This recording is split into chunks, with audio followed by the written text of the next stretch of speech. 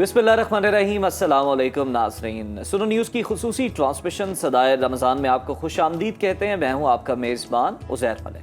और नाज़रीन, मैं हूँ माहम जाहिद। मेरी तरफ से भी सबको अस्सलाम वालेकुम और ट्रांसमिशन में आपको खुश आमदीद कहते हैं। रमज़ानुल मुबारक का आखिरी अशरा, इसी अशरे की खामोश और पुरनूर रातों में एक ऐसी रात लैलतुल कदर छुपी है जिसे कायनात के मालिक ने 1000 महीनों से अफजल करार दिया। बिल्कुल उज़ैर, और इस रात की सबसे बड़ी गवाही खुद कुरान मजीद की सूरतुल कदर देती है। ये वो छोटी सी सूरा है जिसने रहती दुनिया के इंसानों को एक बड़ी खुशखबरी सुना दी कि अगर तुमने इस एक रात को पा लिया तो गोया तुमने 83 साल से ज़्यादा की इबादत का अजर समेट लिया। इस सूरत के फ़ज़ाइल सिर्फ सवाब तक ही महदूद नहीं है। गौर कीजिए कि अल्लाह ताला फरमाता है कि इस रात फरिश्ते और रूहुल कुद्स हज़रत जिब्राइल अमीन ज़मीन पर उतरते हैं। और ज़रा इमेजिन करें कि जब आसमानी मखलूक ज़मीन पर गश्त कर रही हो तो वो लम्हात कितने मुबारक होंगे। ये वो रात है जिसमें हर तरफ सिर्फ सलामती की ही पुकार होती है। बिल्कुल, और दुआओं की कबूलियत की रात है। और सबसे अहम बात यह है कि सूरतुल कदर हमें इस रात की तलाश का हुक्म देती है। ये हमें सिखाती है कि कीमती चीज़ें आसानी से नहीं मिलती, उन्हें ढूंढना पड़ता है। और आज के प्रोग्राम में हम इस सूरा की रोशनी में ये जानने की कोशिश करेंगे कि आखिर शब कदर को पोशीदा क्यों रखा गया और वो कौन सी दुआएं हैं जो इस रात हमारी तकदीर बदल सकती हैं। आज की इस पुरनूर गुफ्तगू का बाकायदा आगाज़ करते हैं और हमारे साथ जो मेहमान मौजूद हैं, हम चाहेंगे कि वो सूरतुल कदर की जो आयात हैं उनकी तिलावत फरमाएं। तो कारी अवैस असगर साहब के पास चलते हैं और तिलावत कुरान मजीद समाअत करते हैं। कारी साहब, बिस्मिल्लाह। अऊज़ु बिल्लाहि मिनश शैतानिर रजीम।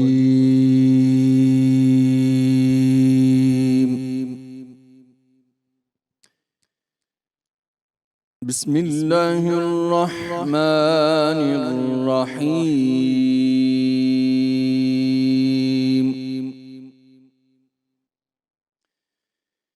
इन्ना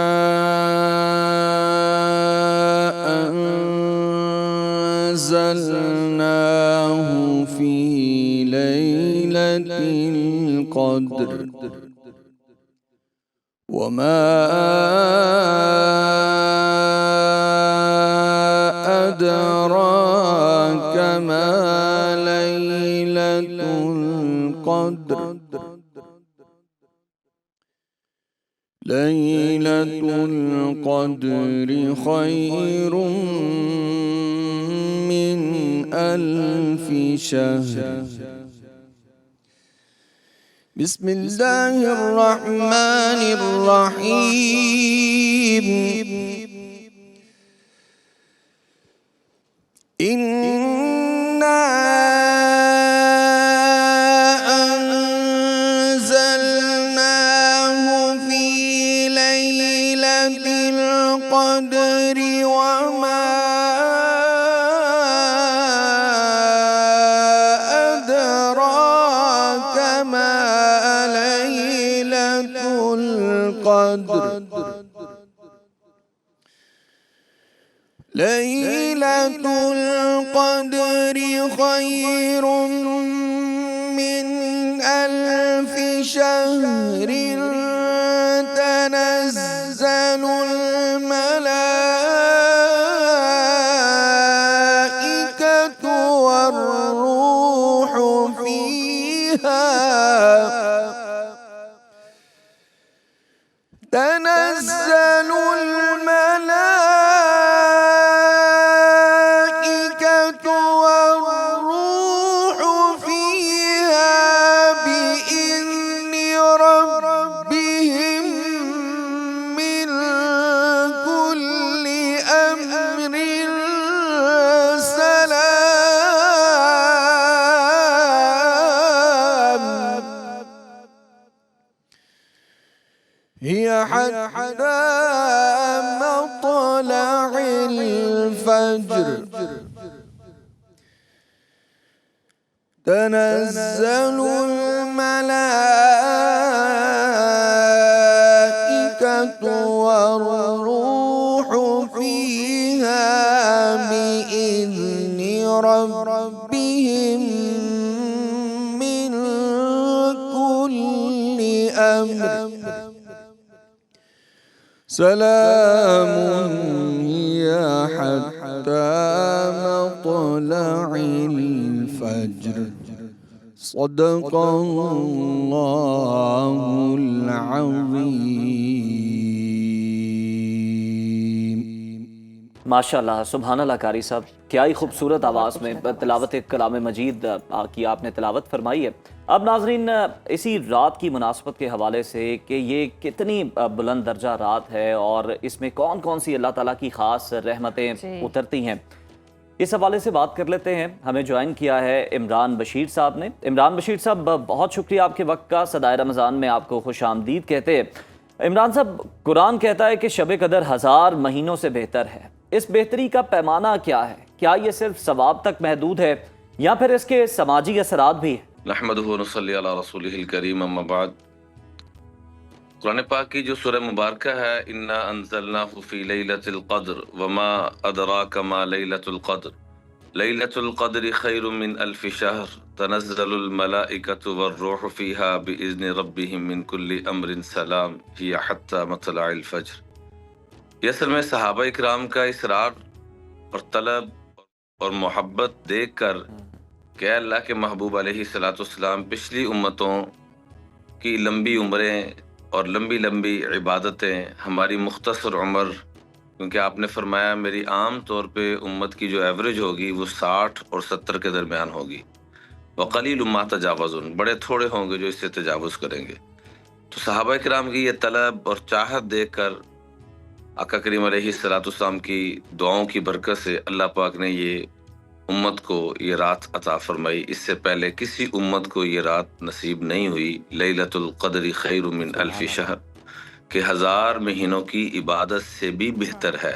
कितनी बेहतर, इस जैसी नहीं कहा, ये तकरीबन 83 बरस बनते हैं, उस जैसी नहीं कहा, फरमाया उससे भी बेहतर है।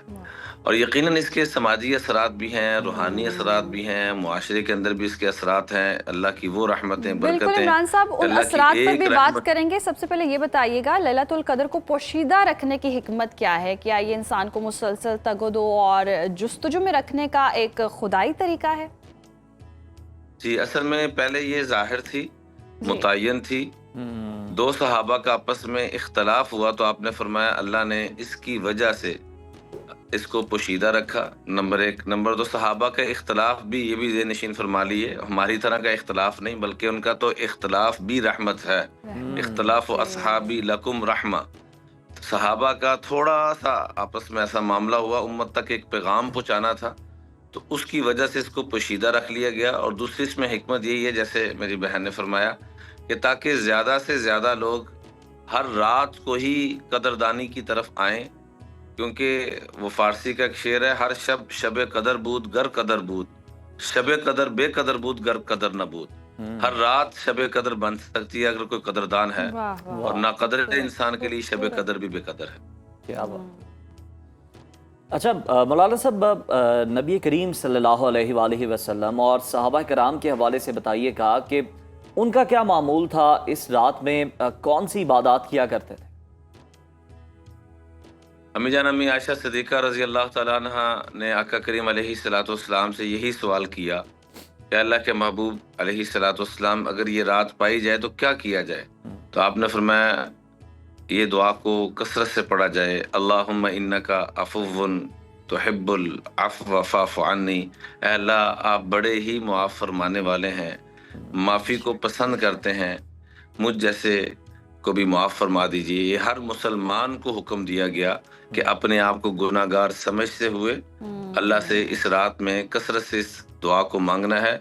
आका करीम अलैहिस्सलाम और सहाबा किराम का ये मामूल मिलता है, ख़ास तौर पर आखिरी जब अशरा शुरू हो जाता है जिसमें ये रात आती है, तो उसमें इब्तहल्ला फिद दुआ, दुआ की बहुत ज़्यादा कसरत, लम यअति इला फिराशी, अपने बिस्तर पर न होने के बकदर आना, और वब्तहल्ला फिद दुआ तगय्यर लौनु, कसरत सलातुहु, नमाज की कसरत, लंबी लंबी नमाज का पढ़ना, तहज्जुद का पढ़ना, रुकू सजदे का लंबा करना, दुआओं के अंदर एहतमाम, और चेहरे से महसूस होता था कि जैसे कोई ख़ास नेमत अल्लाह की तरफ से मिल रही है, तो तगय्यर लौनु चेहरे का रंगत बताती थी कि वाकई इबादत के अंदर और ज्यादा एहतमाम शुरू हो गया। एहतमाम शुरू हो गया। बेशक। अच्छा, ये भी बताइएगा, क्या शब कदर में हर दुआ कबूल होती है और कौन सी दुआएं ज़्यादा फजीलत रखती हैं? हदीस पाक में आता है कि जब शब कदर होती है, इज़ा कानत लैलतुल क़द्र यअमुरुल्लाह अज़्ज़ व जल, अल्लाह ताला हज़रत जिब्रील अलैहिस्सलाम को हुक्म करते हैं, फ़यहबितु फ़ी कबकबतिन मिनल मलाइका, तो फरिश्तों का एक बहुत बड़ा मजमा लेकर वो तशरीफ़ लाते हैं, माअहुम लिवाउन अख़ज़र, उनके पास सब्ज़ रंग का झंडा होता है, फ़यरकुज़ुल लिवा अला ज़हरिल काबा, उसको बैतुल्लाह पे गाड़ देते हैं, वलहु मिअतु जनाह, उनके 100 पर हैं, सिर्फ 2 परों को खोल दें, मिन्हा जनाहान ला यंशुरुहुमा इल्ला फी तिलकल लैला, सिर्फ इसी रात में खोलते हैं, फयुजाविजुल मशरिक़ा इलल मगरिब, तो मशरिक से लेकर मगरिब तक, शमाल से लेकर जुनूब तक सबको अपने वो मुबारक परों के अंदर लपेट लेते हैं और फरिश्तों को 3 चीज़ों का हुक्म करते हैं कि सारी रात 3 काम आप लोगों ने करने हैं, लिहाजा वो 3 काम सारी रात करते हैं। फयुसल्लिमून अला कुल्लि काइमिन व काइदिन व मुसल्लिन व ज़ाकिरिन, हर आदमी को जाके सलाम पेश करें, व युसाफिहूनहुम, और जाके हर एक से मुसाफा करें, व युअम्मिनूना अला दुआइहिम, और जो कोई दुआ मांग रहा है उसके ऊपर आमीन की मोहर लगाएं। सारी रात जब ये मामला चलता रहता है, तो जब जाने का वक्त होता है, अर्रहील, जब जिब्रील फरमाते हैं कि आज वापसी का वक्त हो गया है, तो फरिश्ते पूछते हैं, मा सनअल्लाहु फी हवाइजिल मुमिनीन मिन उम्मति अहमद सल्लल्लाहु अलैहि वसल्लम, रब ने अपने महबूब की उम्मत के साथ क्या मामला किया? तो जिब्रील अलैहिस्सलाम जवाब इरशाद फरमाते हैं, गफर अल्लाहु लहुम, अल्लाह ताला ने मेरे महबूब की सारी उम्मत के सारे गुनाहों को मुआफ कर दिया, सिवाय 4 लोगों के। सबसे पहले जिसका जिक्र है, मुशरिक, दिल में अल्लाह के गैर को रखने वाला, कि मेरा हाजत रवा, मेरा मुश्किल कुशा, मेरे मसले हल करने वाला अल्लाह के अलावा भी कोई है। और आज के जो बुत हैं वो भी तोड़ने की ज़रूरत है कि मेरी मेहनत से, मेरे माल से, मेरी औलाद से, मेरे फलां फलां, किसी पे कोई एतमाद ना हो, सिर्फ अल्लाह की ज़ात पे, इय्याका नअबुद व इय्याका नस्तईन। दूसरे नंबर पे फरमाया, जिसकी इस रात में भी बख्शिश नहीं, जो रिश्तेदारियों को तोड़ने वाला। गरीब आदमी हमारा रिश्तेदार नहीं है, अमीर आदमी हमारा रिश्तेदार है, इस बीमारी से भी निकलने का खास तौर पे हुक्म है। और तीसरे नंबर पे फरमाया, जो दिलों में नफरत और कीना परवर, अल मुशाहिन, अपने दुश्मन की तकलीफ पे खुश होने वाला। मसलन मेरे दुश्मन का नुकसान हुआ और मैं खुशी से क्या कर, बहुत अच्छा हुआ है, इनका तो इससे भी ज्यादा नुकसान होना चाहिए था, तो मैं इसकी शब कदर में भी मुआफी नहीं है। और चौथे नंबर पे फरमाया, जो नशा करने वाला हो, नशे का आदी मुजरिम हो, उसका भी इस रात में बख्शिश का समान नहीं है। अल्लाह ताला इन 4 बीमारियों से हम सब की हिफाजत फरमाए। आमीन। मौलाना साहब, लैलतुल कदर में दुआ की कबूलियत के लिए तज़किया नफ्स की बात करें तो वो कितना ज़रूरी है? क्या सिर्फ तस्बीह घुमाने से मुकद्दर बदल सकता है? देखिए, बात यह है कि तौबा का जो उलमा ने आदाब लिखे हैं, उसमें से पहली चीज यही है कि अपने दिल से अज़म करना कि मैं आइंदा ऐसे गुनाह नहीं करूंगा। और इस्तिग़फ़ार, जो तस्बीह हम पढ़ते हैं, गफ़ारा का तर्जमा ही, गफ़ारा कहते ही उस बुरके को हैं जो ख़वातीन पहले आपने देखा होगा पहनती थी, टोपी वाला बुरका, यानी जिससे पूरा जिस्म ढांप लिया जाए। गफ़ारा कहते ही इसको कि इंसान जब इस्तिग़फ़ार करे तो अल्लाह की सारी रहमत उसको ढांप ले। वो तब ही होगा कि जब इंसान अपने दिल से बदल कर, खाली तस्बीह ना बदले, तस्बीह का दाना ना बदले, तस्बीह ना फिरे, बल्कि दिल भी फिरे, फिर अल्लाह की रहमत मुतवज्जो होगी। वरना अब्दुर्रहमान इब्ने मुलजिम इतनी इबादत करता था कि सारी रात खड़ा रहता था, लेकिन दिल नहीं बदला उस जालिम ने। तो इस उम्मत का सबसे बड़ा मुजरिम के मौला अली के सर के ऊपर वार करने वाला यही बदनसीब इंसान बना। तो दिल का बदलना बड़ा जरूरी है। कहीं हमारी नमाज, हमारी तस्बीह ऐसी तो नहीं है कि हम इससे तो कर रहे हैं और अंदर वही कीने, वही बुग़ज़, वही नफरतें और अपना हलाल हराम की तमीज नहीं कर रहे। तो ऐसी इबादत, हदीस पाक में आता है, इंसान नमाज पढ़ता है और कई लोगों की नमाज उसके मुंह पे मार दी जाती है, रोजा रखता है तो सिवाय भूखा रहने उसको कुछ नसीब नहीं होता।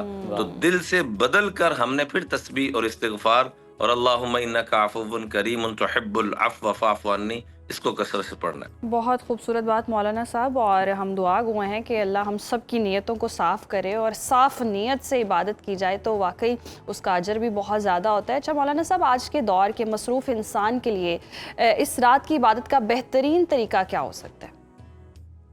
जी, सबसे बेहतरीन तरीका ये है कि ये पिछले गुनाहों पे 2 नफल पहले सबसे पहले पढ़ें, तौबा के, इस्तिगफार के, गुस्ल कर लें अगर मुमकिन हो तो। जितनी भी ताक रातें आ रही हैं, कई लोग सिर्फ 27 को मखसूस कर देते हैं, जी। ऐसा मत करें, बल्कि 21, 23, 25, 27, 29 तो सारी रातों को 2 रकत गुस्ल करके 2 रकत नफिल तौबा के पढ़ें और आंसू बहाने की कोशिश करें। हदीस पाक में आता है कि इबकऊ व इल्ला फतबाकऊ, रोया करो, रोना ना आए तो रोने वाली सूरत पैदा किया करो। वाह।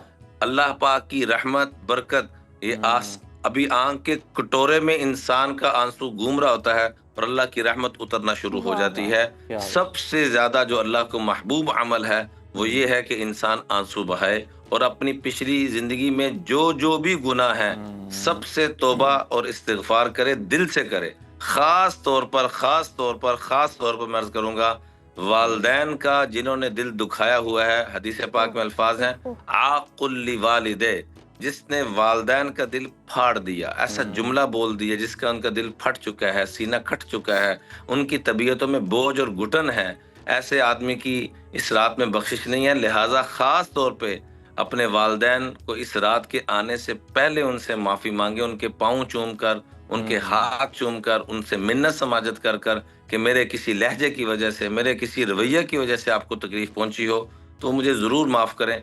एक तो सलातो तौबा ज़रूर पढ़ें, वालदैन से ज़रूर माफ़ी मांगें और ख़ास तौर पे दिलों में किसी की नफ़रत ना रखें। नफ़रत रखने वाला वो अल्लाह के कागज़ों में नफ़रत वाला बन जाता है। और अल्लाह तौफीक दे तो सलातो तस्बीह भी इस रात में ज़रूर पढ़ी जाए। अच्छा, क्या कोई थोड़ी सी हमें निशानियां बता दें, क्योंकि लोग जानना चाहते हैं कि हमें पता चल सके कि ये लैलातुल कदर है, क्योंकि इतनी अफजल रात है तो हम इसे गंवाना नहीं चाहते। तो क्या निशानियां हैं जो कि आप बता सकते हैं? उसमें गुजारिश ये है कि जब अल्लाह के महबूब अलैहिस्सलाम ने इसको हुक्म फरमा दिया कि इन 5 रातों में तलाश करो, तो हम खुद से क्यों मुतय्यन करते हैं? इसलिए खुद से मुतय्यन मत करें और जो 5 रातें हैं, 5 रातों को ही एक जैसा समझते हुए हमने इबादत करनी है, ताकि अल्लाह के यहाँ कौन सी ताक़रात शब कदर है। इसलिए इसके अंदर हमें इस चक्कर में मत पड़ें कि क्या निशानी मुझे नजर आएगी। वैसे तो कुछ उलमा ने निशानी रखी है कि इस रात में सुकून अजीब तरह का, जानवर जो आमतौर पर शोर मचाते हैं वो नहीं मचाते, सुबह का जो रोशन सूरज निकलता है उसकी कैफियत, लेकिन सूरज निकल चुका है। लेकिन हम इस चक्कर में, मेरी गुजारिश तो यही है कि मत पढ़ें। 5 रातें तो हैं, कहाँ जी 83 साल, और इसमें भी अगर हम इस मौलाना चक्कर साहब, में पड़ इसके जाए कि हाँ ये होगी ये बाकी तो मैं छुट्टी कर वो लूं, है ना कि जो ये मत कहते हैं करें, कि ये बल्कि मैं तो निशानियां ये नजर आएंगी तो हम करेंगे, लेकिन कुछ लोग ऐसे हैं जो सारी रातों में एहतमाम करते हैं, लेकिन वो आखिर में ये डिस्कशन कर रहे होते हैं, आपस में ये बातचीत बड़ी खुशगवार चल रही होती है गुफ्तगू के मैंने लैलातुल कदर को पा लिया, मेरा अंदाजा ये है कि ये उस रात थी।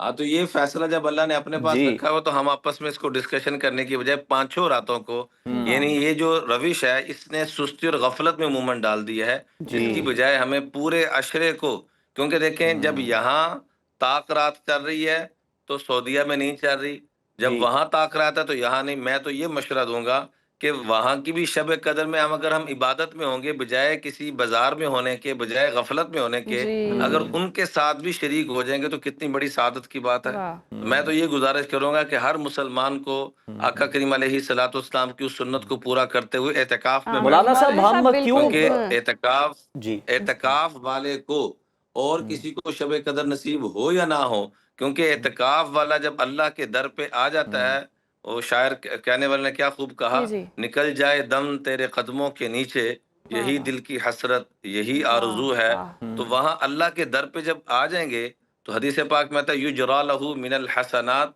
कआमिलिल हसनात कुल्लिहा, बाहर जितनी भी इंसान जो जो नेकियां कर रहा था या लोग कर रहे हैं, अल्लाह उसके बकदर इसको अजर सवाब अता फरमाते हैं जो रब के दर पे आके डेरा लगा लेता है। खवातीन घरों में वाह इत्काफ में जी बैठे, मर्द हजरात मस्जिद में आके एतकाफ बैठे, तो मोतकिफीन को अल्लाह के फजल करम से लाजिमन ये सआदत नसीब हो जाएगी। 10 दिन की जो बात है, आका करीम अलैहिस्सलाम ने जब से ये हुक्म नाजिल हुआ, यानी मदीना मुनव्वरा आने के बाद, कभी एतकाफ को नहीं छोड़ा। सिर्फ फतह मक्का के मौके पर क्योंकि वक़्त नहीं मिला, वो भी अल्लाह ताला ने इसी मुबारक महीने में अता फरमाया, तो फिर अगले साल आपने उससे डबल एतकाफ फरमाया। तो एतकाफ की तरफ सब आने की कोशिश करें, वाह! और नहीं होता तो कम अज़ कम अपनी जॉब पे जा रहे हैं तो बाकी वक़्त आके इबादत जितना हो ज़रूर सकता है, करें। सहरी, इफ्तारी, जो एहतमाम हम कर सकते हैं, वाह! नफली एतकाफ की तरफ कम अज़ कम आ जाएँ कि 1 मिनट के लिए भी मस्जिद में जाएँ तो एतकाफ की नियत कर लें। बिल्कुल, बहुत खूबसूरत बात, बहुत शुक्रिया मौलाना साहब आपका। अभी सदाए रमज़ान में वक्त हुआ है ब्रेक ब्रेक का। का। Stay with us. नाज़रीन, रमज़ानुल मुबारक का एक और हसीन पहलू ये भी है कि ये वो मुकद्दस महीना है जिसमें कुरान मजीद का नुज़ूल हुआ। ये वो कलाम है जो इंसानियत के लिए हिदायत का चराग है, अंधेरों में रोशनी है और दुनिया और आखिरत की कामयाबी का ज़ामिन है। ये वो अजीम महीना है जिसमें नबी करीम सल्लल्लाहु अलैहि वसल्लम पर पहली वही नाजिल हुई, जब गारे हिरा की मुकद्दस फ़िज़ा में जिब्राइल अमीन ने अल्लाह के हुक्म से फरमाया, पढ़ अपने रब के नाम से जिसने तुम्हें पैदा किया।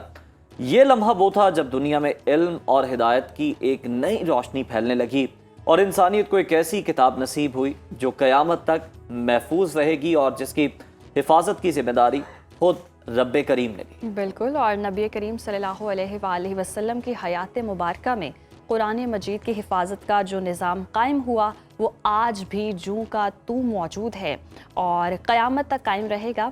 इरशाद बारी ताला है कि बेशक हमने ही कुरान को नाजिल किया और हम ही इसकी हिफाजत करने वाले हैं और इस किताब के साथ वाबस्ता हैं। साहिब कुरान की ख़त्म नबूवत का वो अजीम फ़लसफ़ा जिसने दीन की इमारत मुकम्मल कर दी, आज हम इसी पहलू पर बात करेंगे। कुरान सिर्फ सवाब कमाने का ज़रिया है या इसमें हमारी मईशत, सियासत और मुआशरत का हल भी छुपा है? हमारे साथ मौजूद हैं मुमताज़ मजहबी स्कॉलर डॉक्टर फैज़ुल्लाह बगदादी साहब। बहुत शुक्रिया आपके वक्त का। रमज़ानुल मुबारक और कुरान का चोली दामन का साथ है। नज़ूल कुरान की इब्तिदा और इस महीने में होने के पीछे मकसद क्या है? मुसलमानों के लिए क्या तरबियत छुपी है इसमें? बिस्मिल्लाहिर्रहमानिर्रहीम। बहुत शुक्रिया। जैसा कि आपने फरमाया कि रमज़ान का महीना वो महीना है जिसमें कुरान नाज़िल किया गया। जी। कुरान पाक में इरशाद होता है, शहरु रमज़ान अल्लज़ी उनज़िल फ़ीहिल कुरान, कि रमज़ान का महीना वो महीना है जिसमें कुरान नाज़िल किया गया। इसी तरह एक दूसरी जगह इरशाद फरमाया, इन्ना अंज़लनाहु फ़ी लैलतिल क़द्र, कि हमने इस कुरान को कद्र वाली रात में नाज़िल किया। और लैलतुल क़द्र भी हम जानते हैं कि वो रमज़ान के आखिरी अशरे में एक रात है, कद्र वाली रात है, जो आखिरी अशरे की ताक रातों में पाई जाती है। तो गोया कुरान और रमज़ान का एक चोली दामन का साथ है। और यही वजह है कि हदीस में आता है कि जो कुरान और रमज़ान हैं ये एक मोमन की शिफात करेंगे। जब रोज़े क़यामत होगा तो कुरान और रमज़ान एक मुजस्सम शक्ल में अल्लाह के हुजूर खड़े हो जाएंगे और अल्लाह के हुजूर खड़े होकर एक ऐसा मोमन जिसके नामा अमाल में कोई कमी होगी जी, तो उसकी शिफात और सिफारिश करेंगे अल्लाह के हुजूर। और रमज़ान ये कहेगा कि मैंने ए मौला इसको दिन भर जो है भूख और प्यास से रखा और तेरी खातर जो है इसने जायज़ ख्वाहिशात को भी तर्क कर दिया था। और इसी तरह जो कुरान है वो भी शिफात करेगा एक मोमन की और ये कहेगा कि ए मौला मैंने इसको रमज़ान की रातों में जगाए रखा, जिसको हम क़यामुल लैल कहते हैं कि हम तरावी अदा करते हैं। और तरावी आपको पता है कि टाइम टेकिंग होती है और जो एक मोमन है वो अपने रूटीन से हटकर, अपने मामूल से हटकर, अपनी नींद को कुर्बान करके वो अल्लाह की खातिर खड़ा होकर इस कुरान की तिलावत करता है। तो इसी तरह हुज़ूर नबी अकरम सल्लल्लाहु अलैहि वसल्लम के साथ हज़रत जिब्राइल अमीन हर रमज़ान में कुरान का दौर करते थे, यानी कुरान को रिवाइज़ करते थे। और जब आखिरी रमज़ान यानी जिसके बाद हुज़ूर नबी अकरम सल्लल्लाहु अलैहि वसल्लम का विसाल मुबारक हो गया, तो उस महीने में हज़रत जिब्राइल अमीन ने हुज़ूर नबी अकरम सल्लल्लाहु अलैहि वसल्लम के साथ 2 दफ़ा इस कुरान का दौर किया। तो इससे हम ये अख़ज़ करते हैं कि कुरान का रमज़ान के साथ एक बड़ा मजबूत और गहरा तल्लुक़ है। और इसकी वजह अब ये कि ये सवाल कि इसमें क्या हिकमत कार फरमा है कि कुरान को रमज़ान ही में नाज़िल किया गया, तो इसकी मुफस्सरीन ने यह वजाहत की है कि क्योंकि रमज़ान का ऐसा महीना होता है कि जब इंसान जो होता है वो नेकी करने के लिए आमादा होता है और उसमें तकवा और तहारत का नूर पैदा होता है, जी। क्योंकि वो अपनी ख्वाहिशात को अल्लाह की खातिर कुर्बान करता है। यही वजह है कि ये एक खालिस इबादत है, यानी और जितनी भी इबादत हैं उनमें एक रियाकारी का अंसर पाया जाता है। आप नमाज को ले लें, जी, आप ज़कात को ले लें, आप हज को ले लें, आप दीगर इबादत को ले लें, तो उनमें एक शो ऑफ करने का पहलू पाया जाता है। लेकिन रोज़ा एक ऐसी इबादत है कि जिसमें आप और आपका अल्लाह ही जानता है कि अल्लाह आप ही रोज़े से जानता हैं, है, वाकई। कोई और नहीं जानता। यही वजह है कि अल्लाह तबारक व तआला ने फरमाया कि अस्सौमु ली व अना अज्ज़ी बिही, कि रोज़ा मेरे लिए है और मैं ही इसकी जज़ा दूंगा। यानी ये जो कौल है अल्लाह तबारक व तआला का, ये किसी और इबादत के लिए नहीं फरमाया। नमाज अल्लाह की इबादत है लेकिन उसके लिए ये कौल नहीं फरमाया। हज अल्लाह की इबादत जी। है, उसके लिए ये नहीं फरमाया। ज़कात अल्लाह की इबादत है, उसके लिए ये नहीं फरमाया। दीगर सदक़ात नवाफल सारी अल्लाह की इबादत हैं, लेकिन उनके लिए ये कौल नहीं इरशाद फरमाया। सिर्फ एक रोज़ा एक ऐसी इबादत है कि जिसके लिए अल्लाह तबारक व तआला ने ये कौल इरशाद फरमाया। तो गोया चूँकि इंसान इसमें नेकी के लिए, ताअत के लिए कमर बस्ता होता है, तो इसी में फिर ये इस किताब को, जो किताब हिदायत है, उसको अल्लाह तबारक व तआला ने नाज़िल किया। ये किताब के नुज़ूल की हिकमत है रमज़ानुल मुबारक में। बगदादी साहब, पहली वही इकरा यानी पढ़ से शुरू हुई। क्या वजह है कि कुरान पाक जो मुकम्मल ज़ाब्ता हयात है, इसके बावजूद मुसलमान अगर हम देखें तो इल्म व तहकीक के मैदान में सबसे पीछे? बिल्कुल बजा फरमाया आपने कि एक ऐसा दीन जिसकी इब्तिदा ही इकरा से हुई है और जिसमें पढ़ने का हुक्म दिया जा रहा है, लेकिन इसके बावजूद जो है वो मुसलमान इल्म व तहकीक के मैदान में पीछे हैं। लेकिन अगर इसका जायज़ा लिया जाए तो ये शुरू से ऐसा नहीं था। जी, जब तक मुसलमानों ने इस किताब को अपना ओढ़ना और बछौना बनाए रखा तो वो इल्म व तहकीक के शहसवार बने और उन्होंने इल्म व तहकीक में ऐसे ऐसे दर वाह किए कि जब दुनिया जो है वो डार्क एजेस में थी, यूरोप का उस वक़्त नामो निशान नहीं था। जितने आज इल्म के जो है वो शहसवार बने हुए हैं, वो इल्म की ऐन से भी वाकिफ़ नहीं थे। तो 1400 साल पहले अल्लाह तबारक व तआला ने इस कुरान को हुज़ूर ख़ातमुन नबिय्यीन पर नाज़िल करके मुसलमानों को एक ऐसी किताब दे दी कि जिसके अंदर ये आयत फरमा दी कि मा रत्बिन व याबिसिन इल्ला फिल किताब, कि कोई खुश्क तर चीज़ ऐसी नहीं है जिसका इल्म इस किताब में वदीयत ना कर दिया गया। अब ये मुसलमानों पर डिपेंड करता है कि वो इस किताब से इसको महज किताब सवाब बना के रखते हैं, सवाब की खातिर कि इसके एक हरफ से हमें 10 नेकियां मिल जाएंगी, तो वो नेकियां काउंट करने में लग गए हैं, या इसके अंदर जो इल्म के समंदर हैं उनमें गोता जन हो के जो है वो सीप और मोती उससे निकाल कर तो इल्म के जो है वो मैदान में दुनिया से आगे करें और दुनिया को लीड करें। और किसी शायर ने यही फरमाया ना कि गर तुम मिखाही मुसलमान जीस्तन, गर तू भी हाही मुसलमान जीस्तन नीस्त मुमकिन जुज़्ब कुरान जीस्तन, कि अगर आप हकीकत में मुसलमान बनना चाहते हैं जी, तो वो मुसलमान बनने का ख्वाब जो है वो कुरान के अलावा जो है वो पूरा नहीं हो सकता। तो उसको कुरान का दामन हमें थामना पड़ेगा, फिर जाके हम जो है वो बिल्कुल डॉक्टर साहब बिल्कुल दुरुस्त फरमाया। और जितनी भी तहकीकात हो रही हैं, जो इजादात हो रही हैं, साइंटिस्ट एक्सप्लोर करें, वो चीज़ें कुरान ने पहले ही बता दी हुई हैं। तो दुनिया जितने साइंसदान थे वो हमारे आबाओ अजदाद थे जी। इब्नुल हैसम को ले लें, ख्वारिज़मी को ले लें, फलां को ले लें, जिन्होंने अलजबरा ईजाद किया, जिन्होंने साइंटिफिक चीज़ें जो हैं वो ईजाद की, जिन्होंने ऑपरेशन करने के तरीके। आज जब ये आप दोज़ें टाइटन डूबते हैं तो फिर दुनिया तहकीक करती, पता चलता है कि ये तो कुरान पाक पहले बता चुका है ये सारी चीजें। बिल्कुल ऐसे। अच्छा डॉक्टर साहब, कुरान मजीद की हिफाजत का वादा अल्लाह ताला ने लिया है, तो वो वादा किस तरह से पूरा हो रहा है? जी बिल्कुल, जैसे आपने इंटरव्यू में भी ये चीज़ बयान की जी कि अल्लाह तबारक व तआला ने खुद कुरान में इरशाद फरमाया, इन्ना नहनु नज़्ज़लना ज़िक्रा व इन्ना लहू लहाफ़िज़ून, कि ये ज़िक्र यानी ज़िक्र से मुराद है कुरान, कि ये कुरान को नाज़िल करने वाले हम ही हैं और हम ही इसकी हिफाजत का ज़िम्मेदारी अपने ज़िम्मे ले रहे हैं। और ये वाहिद आसमानी किताब है जिसकी हिफाजत का ज़िम्मा खुद खुदा ने लिया। इसके अलावा बाकी जो किताबें हैं, तौरात है, ज़बूर है, अंजील है, उनकी हिफाजत का ज़िम्मा खुदा ने अपने ज़िम्मे नहीं लिया। यही वजह देखते हैं कि हम उनमें बहुत ज़्यादा तहरीफ़ात हो चुकी हैं। और तौरात, ज़बूर, अंजील जो है वो अपनी असल में एग्जिस्ट नहीं करती असल हालत में जी। लेकिन कुरान पाक की वाहिद किताब है कि जिसका हरफ तो क्या एक ज़ेर ज़बर का भी इसमें फ़र्क नहीं है। तो इसकी हिफाजत जो है वो शुरू दिन से खुद जब हुज़ूर नबी अकरम सल्लल्लाहु अलैहि वसल्लम अपनी हयात तैयबा में मौजूद थे तो आपने उसी वक्त से इसका अहतमाम फरमाया था। इसको लिखने का अहतमाम किया गया, जो भी उस वक्त अवेलेबल सोर्सेज थे, इवन हड्डियों पर लिखा गया, चमड़े पर लिखा गया, पत्थरों पर लिखा गया। इसके अलावा हुज़ूर नबी अकरम सल्लल्लाहु अलैहि वसल्लम ने इब्तिदाअन अपनी अहादीस को लिखने से मना फरमा दिया था। हालांकि आपकी अहादीस जो है वो भी वही हैं। वही की दो सूरतें, एक वही जली होती है, एक वही खफी होती है। तो वही जली जो प्रोमिनेंट है वो कुरान हम उसको कहते हैं जी, और जो थोड़े उससे कम दर्जे की है उसको हम वही खफी कहते हैं।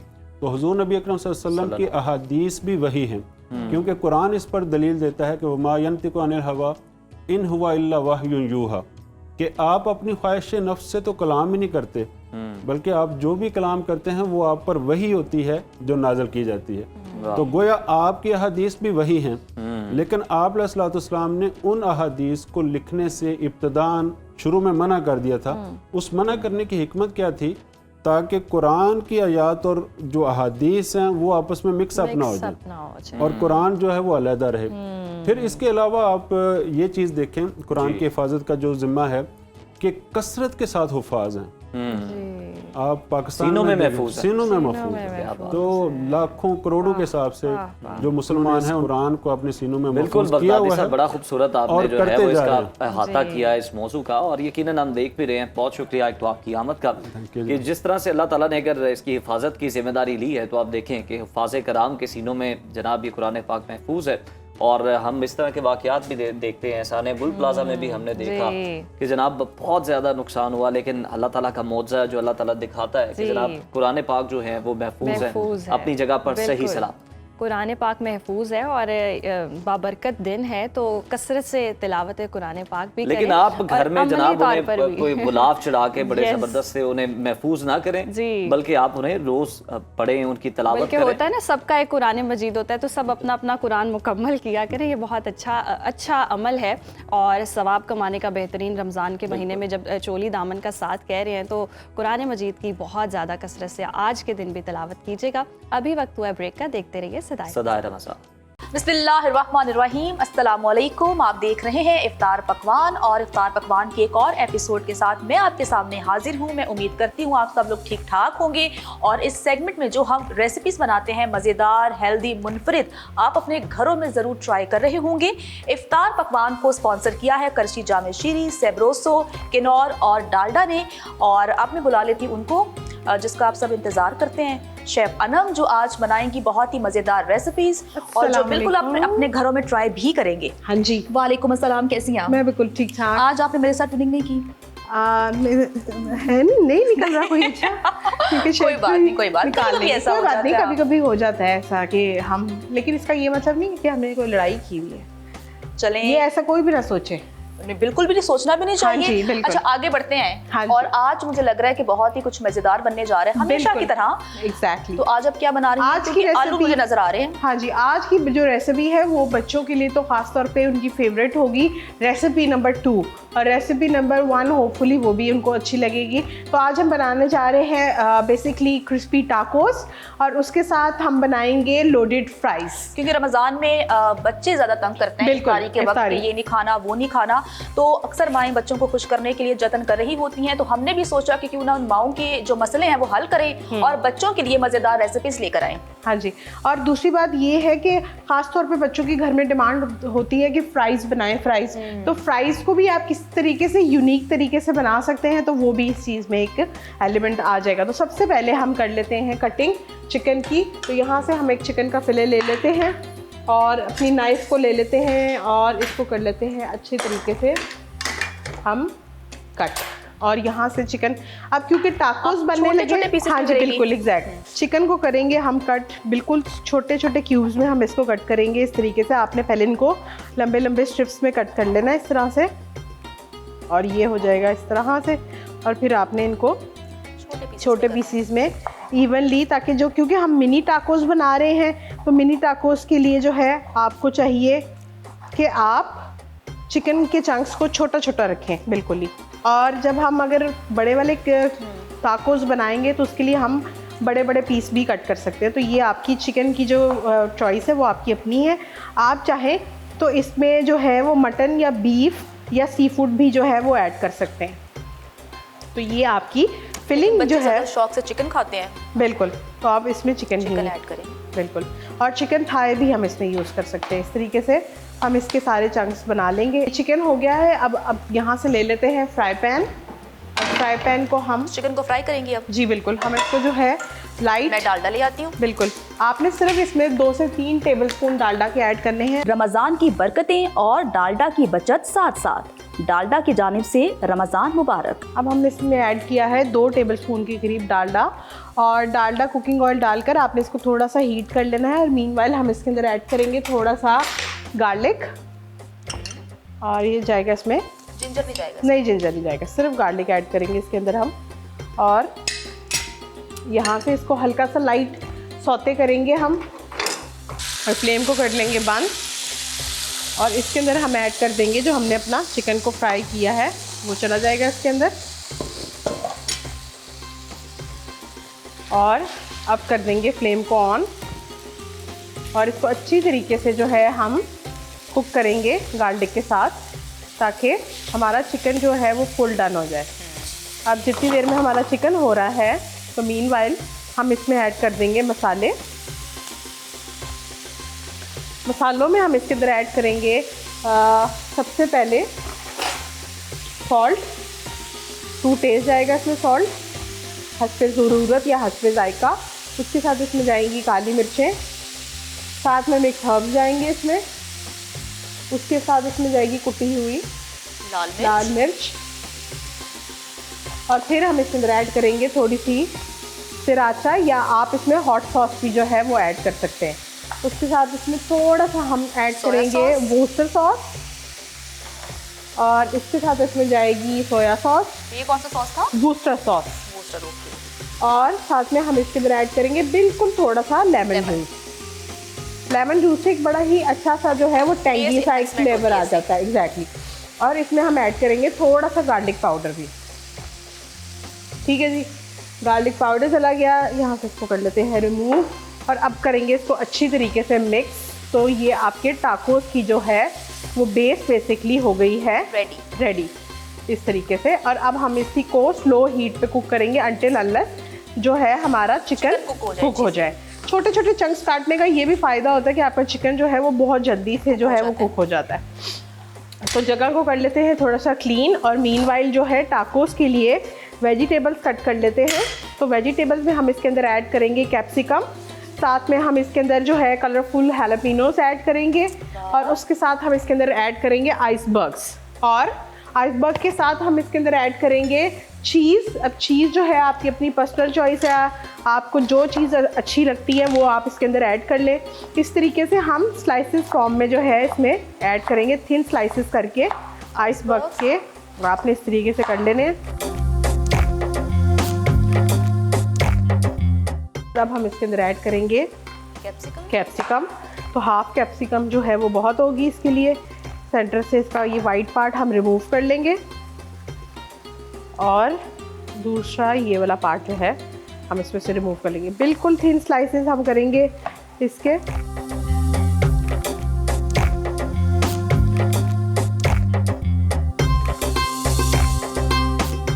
अनियन भी जाएगा? हाँ, एक बिल्कुल छोटे साइज़ का हम जो है इसके अंदर अनियन को करेंगे ऐड इस तरीके से।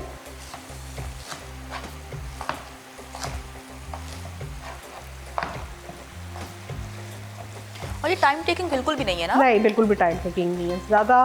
मतलब इतनी जल्दी भी नहीं तैयार होती अभी, क्योंकि अभी इसके 2 स्टेप्स हैं, वो स्टेप्स हम पूरे करेंगे।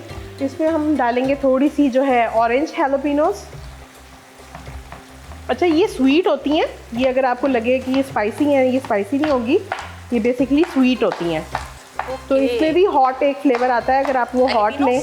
ये हाँ जी, ये अगर आप हॉट फ्लेवर में लें तो वो फिर आप हॉट में भी ले सकते हैं। तो मेरा ख्याल है बहुत होंगी इतनी। तो इसी तरीके से येलो को भी, ये बड़ा अच्छा सा जो है आपके उसमें आज की रेसिपी में ना आपको डिफरेंट कलर्स नज़र आएंगे। बिल्कुल इस तरीके से आप ये हैलेपिनोस ऐड कर सकते हैं और कलर जो है आपके वो उसमें बहुत अच्छा सा जो है वो ऐड हो जाएगा। तो यहाँ पे चिकन जो है वो भी हमारा ऑलमोस्ट कुक हो रहा है। तो बस हम इसको अच्छी तरीके से जो है वो करेंगे ड्राई, और ड्राई करने के बाद फिर हम करेंगे इसकी फिलिंग। तो फिलिंग के लिए जो है हम दूसरा स्टोव को करेंगे ऑन, दिस वन। हाँ जी, और उसके ऊपर हम रखेंगे फ्राई पैन और उसको करेंगे हम लाइट सा जो है गरम, बिल्कुल ही हल्की आंच करेंगे, दम वाली आंच। ऑयल चाहिए आपको? हाँ जी, थोड़ा सा हम उस पर ऑयल डालेंगे, 1 टेबलस्पून। हाँ, इस तरीके से इसकी आंच को कर देंगे हम थोड़ा सा फुल। और अब जो है मैं इसमें ऐड कर दूंगी ये कैप्सिकम और अनियन, ठीक है जी, ताकि इसका थोड़ा सा जो कच्चापन है वो हो जाए ख़त्म। इस तरीके से आपने ऐड कर देने हैं इसके अंदर कैप्सिकम और अनियन, ताकि जब आप खाएं तो आपको बिल्कुल ही कच्चा कच्चा जायका जो है इन दोनों चीज़ों का ना आए। अब आपने इनको अच्छी तरीके से पका लेना है और इसको ड्राई कर लेना है आपने बिल्कुल। इस तवे पे आपको क्या करना है? इस पे हम बेसिकली बनाएंगे हमारे टाकोस। इस तरीके से आपने इनको अच्छी तरीके से कर लेना है ड्राई। यहाँ पे बना लेते हैं थोड़ी सी स्पेस और यहाँ पे ले आते हैं अपने टाकोस को और अब कर देते हैं फ्लेम को बंद। और आपने घर पे ये स्टेप तभी करना है जब आपके ये चिकन का बैटर बिल्कुल अच्छी तरीके से जो है वो ठंडा हो जाए, तभी आपने इसको करना है स्टार्ट। अब यहाँ से हम एक टाको ले लेते हैं, ये मिनी टाकोस हैं, आप बड़े टाकोस भी ले सकते हैं। अब हम इसमें सबसे पहले ऐड करेंगे थोड़ी सी चिकन की फिलिंग। इस तरीके से ये आ गई हमारी चिकन की फिलिंग इसके ऊपर।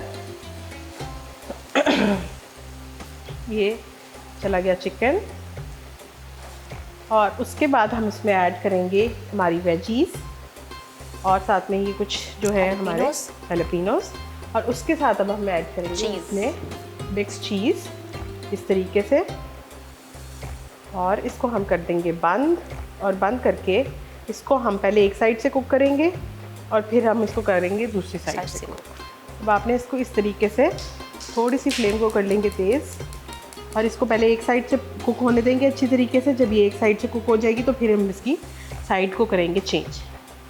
तो मैं मीनवाइल जो है आप इसको हल्का हल्का अगर प्रेस करती रहे तो उससे क्या होगा कि ये चीज़ जो है अच्छे से मेल्ट हो जाएगी। जस्ट लाइक दैट, मुझे बताइए ऐसे? हाँ बिल्कुल, हल्के हाथ से। और दूसरी तरह इसी तरीके से बाकी को भी हम कर लेंगे रेडी।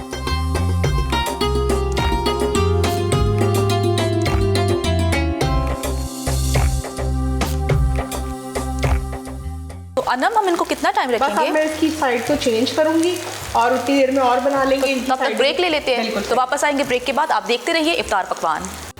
तो ब्रेक के बाद आपको वेलकम कहते हैं। ब्रेक का भरपूर इस्तेमाल किया अनम ने और जो टाकोस है वो तकरीबन, बल्कि आपने रेडी भी कर लिए, प्लेटिंग भी कर ली। जी बिल्कुल, हमारे टाकोस जो है वो रेडी हो गए हैं। मैंने कहा क्योंकि ब्रेक पे थे तो मैंने कहा कहीं बर्न ना हो जाए, तो इनको हमने अच्छे से रैप कर दिया है। इसको टाकोस हमारे रेडी हो चुके हैं। बेड ऑफ उसका जो आइसबर्ग के बेड के ऊपर हमने इसको सर्व कर दिया। उसके बाद इसमें आप क्या करने लगे? इसमें हम ऐड, आप इसमें करेंगी ऑयल डालें ताकि हम इसमें फ्राई करें। मजीद ऑयल डालना? हाँ जी, डीप फ्राई करेंगे हम इसके अंदर। तो ज़्यादा ऑयल फ्राइज, हाँ जी, ज़्यादा ऑयल डलेगा।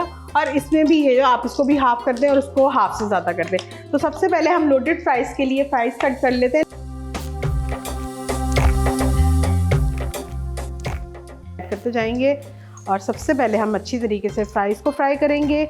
और बेसिकली आज हम ये रेसिपी कवर कर रहे हैं सेब्रोसो के अरेबियन फिलेट नगेट्स के साथ, और ये आप उनके साथ बनाएंगे, उसकी टॉपिंग हम करेंगे और उनके साथ आप इनको एंजॉय करेंगे।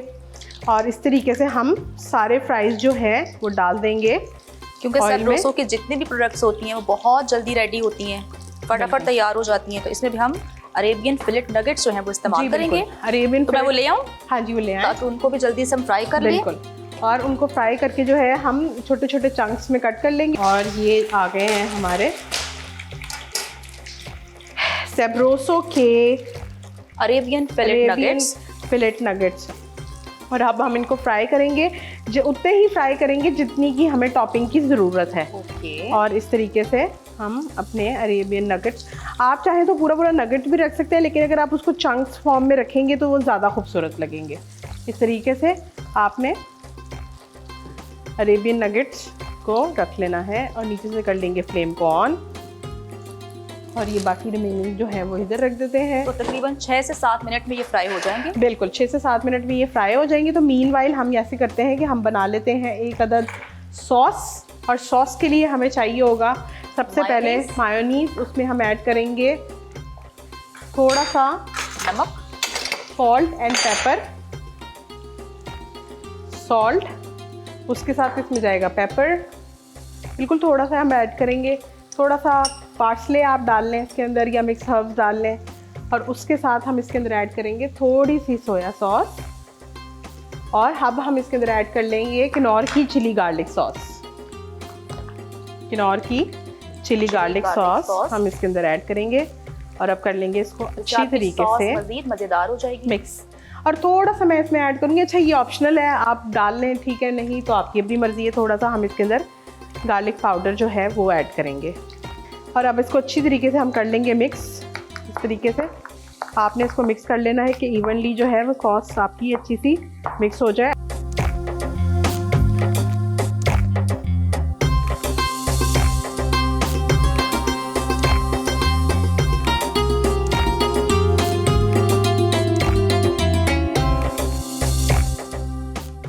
चलें, तो हमारे फ्राइज जो हैं हो चुके हैं। एक तरफ हमारे फ्राइज हमने रेडी कर लिए हैं, और नगेट्स फ्राई हो रहे हैं हमारे बिल्कुल, और एक आध मिनट में जो है हमारे नगेट्स भी अच्छे से, जो कि बेसिकली हमने अरेबियन फिलेट नगेट्स हैं सेब्रोसो के, वो यूज़ किए हैं। और बस ये जैसे ही लाइट थोड़े से गोल्डन ब्राउन हो जाएंगे तो हम फिर करेंगे इसकी असेंबलिंग। बेहतरीन। तो ये बड़ा ही खूबसूरत सा जो है इसको कलर आ गया है नगेट्स को, और अब हम इसको करेंगे डिश आउट। तो मैं यहाँ से एक प्लेट ले लेती हूँ। तो ये प्लेट आ चुकी है, और यहाँ पे हो गए हमारे? जी बिल्कुल, हमारे फ्राइज भी रेडी हो चुके हैं। बिल्कुल, बस इसके बाद अब बारी है बस असेंबलिंग की। अब बिल्कुल भी कोई ज़्यादा काम नहीं रह गया हमारा, और ये आपने तभी करना है कि जब आपके घर पे मेहमान आए, और उसी वक्त राइट अवे ही आपने इनको जो है इस तरह से करना है। आप मुझे ये फ्राइज दे दें, और बच्चों की तो ये फेवरेट रेसिपी है। बिल्कुल। और यहाँ से मैं ले लेती हूँ डिश, और इस डिश में हमने सबसे पहले लगानी है एक लेयर फ्राइज की। इस तरीके से आपके फ्राइज लग जाएंगे, इस तरीके से इवनली आपने उनको स्प्रेड कर देना है। और उसके ऊपर अब इसको कर लेते हैं थोड़ा सा यहाँ पर, क्योंकि ये अभी हमने इनको फ्राई किया है, तो इसके लिए सबसे ज़्यादा ज़रूरी है कि आप एक तो इसके ऊपर सबसे पहले सॉल्ट डालें, ताकि इसके अंदर जो है जब आप फ्राइज खाएं तो आपके पास इंडिविजुअली इसमें फ्राइज में थोड़ा सा आपका टेस्ट है। अब आप इस टाइम पे जो है वो चाट मसाला भी इसमें ऐड कर सकते हैं, ये आपकी अपनी पर्सनल चॉइस है। अब सबसे पहले हम इसके ऊपर ऐड करेंगे मिक्स चीज़, ठीक है, इस तरीके से।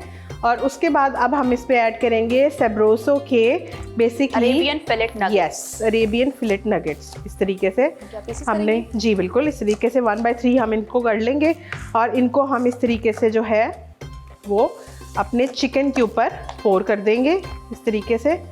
और की ज़रूरत पड़ेगी तो हम इसमें और कट कर लेंगे। इस तरीके से चले जाएंगे इसमें नगेट्स, और साथ में अब हम इसके ऊपर ऐड करेंगे सॉस।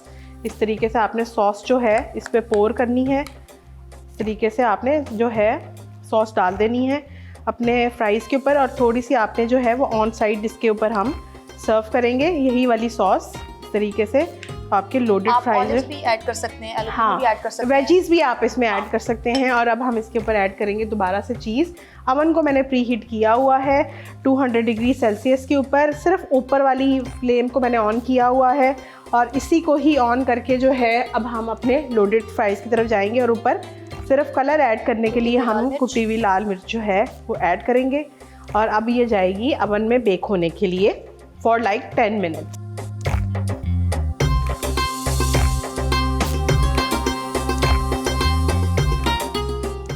ना बदला रमजान, ना कम हुई रमजान की बरकतें, ना ही बदला डालडा। तो लोडेड फ्राइज अपने, जी बिल्कुल, लोडेड फ्राइज जो हैं वो बिल्कुल हो गए हैं रेडी। और अब हम इसको करते हैं डिश आउट, और निकालते हैं अवन में से, और अवन को कर देते हैं बंद। और ये हमारे लोडेड फ्राइज जो हैं बहुत अच्छे रेडी हो गए हैं, रेडी। वाह, बहुत अच्छे लग रहे हैं इस तरीके से।